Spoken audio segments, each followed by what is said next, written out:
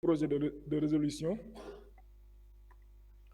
Projet de résolution portant mise en accusation devant la Haute Cour de justice de M. Ismaïla Madior Fall, ancien ministre de la Justice, garde des Sceaux. La Commission des lois, de la décentralisation, du travail et des droits humains, après avoir délibéré en sa séance du 2 mai 2025, a adopté à la majorité le projet de résolution dont la teneur suit. Considérant que par lettre numéro 00288 MJ Cap/DC en date du 14 avril 2025, Monsieur le ministre de la Justice, garde des Sceaux, a transmis au président de l'Assemblée nationale une lettre sollicitant la mise en accusation devant la Haute Cour de justice de M. Ismaïla Madior Fall, ancien ministre de la Justice, garde des Sceaux.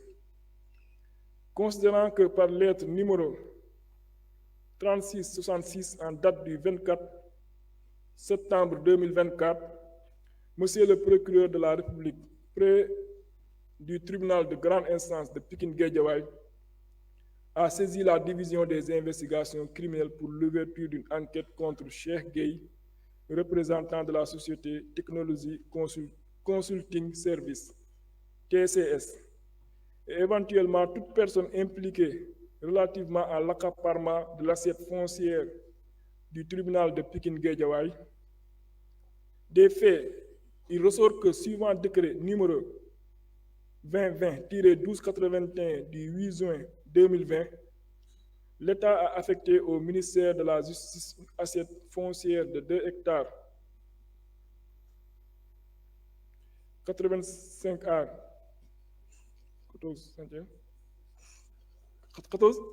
centièmes sur le plan d'urbanisme du développement PUD de Guédiawaye pour réaliser le palais de justice de Pikine-Guédiawaye. Entendu sur procès verbal, l'ancien directeur de la construction du ministère de la Justice, Mohamed Anas El Bachir Wan, a expliqué que lorsqu'il a pris fonction en mars 2022, il a saisi par correspondance le directeur des domaines et le chef du bureau des domaines d'un état des lieux de l'assiette foncière d'une superficie de 2 hectares 85 ar 14 centièmes attribué au ministère de la Justice, mais sans réponse. C'est ainsi qu'après la construction du tribunal de Pikine-Guédiawaye sur une étendue de 8327 mètres carrés, l'ancien ministre de la Justice, garde des Sceaux, Ismaïla Madior Fall, lui a demandé de sécuriser le reste de l'assiette foncière. Il a indiqué avoir été sollicité par le ministre de la Justice, garde des Sceaux, qui lui avait demandé de trouver un promoteur immobilier capable de lui réaliser des travaux d'utilité publique sur la partie inoccupée de la surface attribuée au palais de justice de Pikine-Guédiawaye.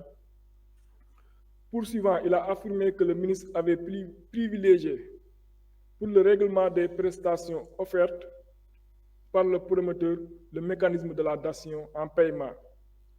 Sur ces entrefaites, il a présenté au ministre le nommé Cheikh Gueye.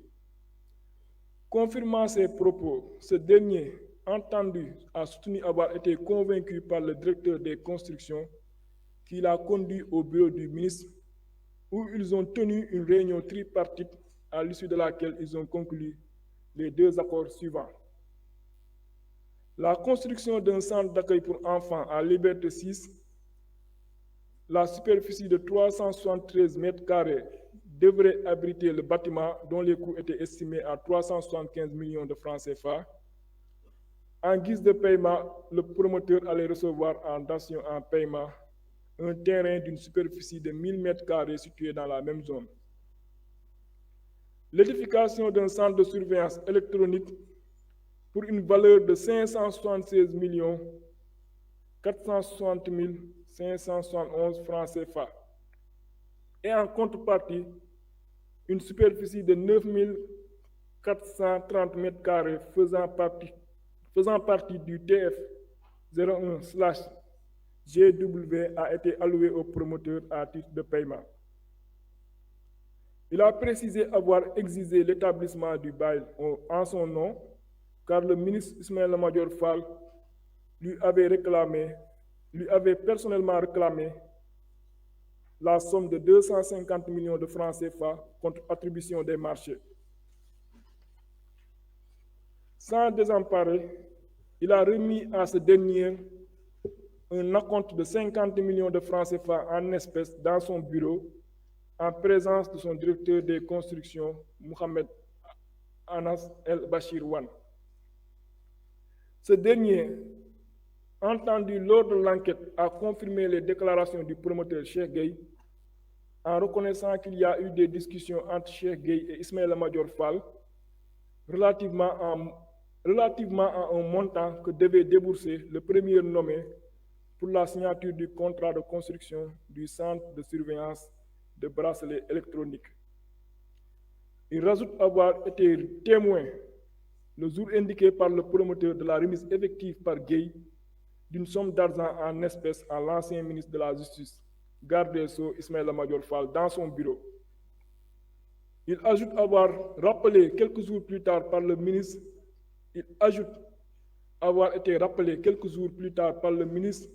qui l'invitait à se rapprocher du gouverneur de Dakar et de Mamadou Gueye, directeur des domaines, pour l'établissement du document qui lui a été remis en juin 2023. Il a signalé que toutes les démarches en vue de l'obtention du bail ont été accomplies par le ministre de la Justice, garde des Sceaux et le directeur des constructions. Quelque temps après la remise de cette somme, le promoteur Cheikh Gueye a soutenu que le ministre voulait le contraindre à lui remettre les 200 millions de francs CFA restants en espèces, ce qu'il a refusé du fait des lenteurs dans la délivrance du bail. Le ministre lui a alors restitué ses 50 millions de francs CFA tout en lui indiquant qu'il allait annuler le bail. Le directeur des constructions, M. Wan, a confirmé à l'enquête avoir lui-même procédé à la restitution des fonds sur demande du ministre. S'expliquant sur le retard accusé dans le démarrage des travaux de construction des deux ouvrages susvisés, Cheikh Gueye évoquait d'une part une absence d'autorisation de construire et d'autre part un désaccord avec M. Ismaïla Madior Fall qui, dès la réception de l'acompte de 50 millions de francs CFA, ne cessait de lui mettre la pression pour le versement du reliquat de 200 millions de francs CFA, alors qu'en ce moment, le bail n'avait pas encore été établi.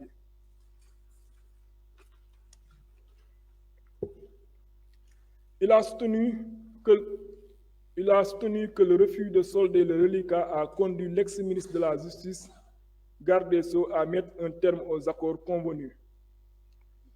Il résulte de l'enquête de police portant sur l'assiette foncière affectée au ministre de la Justice, garde des Sceaux, pour la construction du tribunal de grande instance de Pikine-Guédiawaye, une violation manifeste du Code des marchés publics.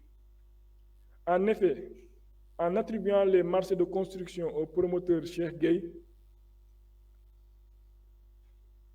en gré à gré, sans appel d'offres, le ministre de la Justice, garde des Sceaux Ismaïla Madior Fall, a délibérément violé les articles 6, 54 et 77 du Code des marchés publics. Mieux, il y a eu une volonté manifeste de cacher ces marchés, car le même DAGE du ministère de la Justice au moment des faits, M. Abdoulaye Sy, a soutenu ignorer totalement leur existence. Par ailleurs, en usant de la dation en paiement comme mode principal de rémunération du promoteur Cheikh Gueye, le ministre de la Justice, garde des Sceaux, a délesté le patrimoine foncier du ministère en violation du décret numéro 2020-1281 du 8 juin 2020 portant affectation de l'assiette foncière.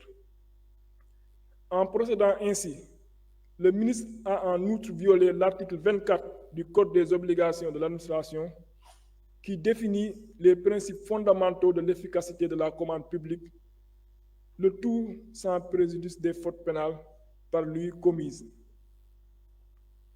Considérant que selon l'article 101, alinéa 2 de la Constitution, le Premier ministre et les autres membres du gouvernement sont pénalement responsables des actes accomplis dans l'exercice de leurs fonctions et qualifiés crimes ou délits au moment où ils ont été commis, ils sont jugés par la Haute Cour de justice.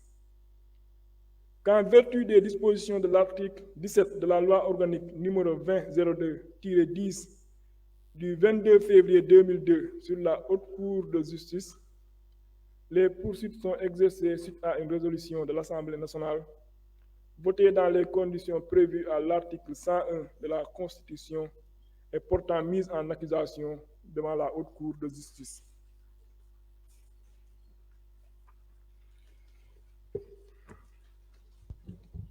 Considérant qu'il résulte de ce qui précède un véritable pacte de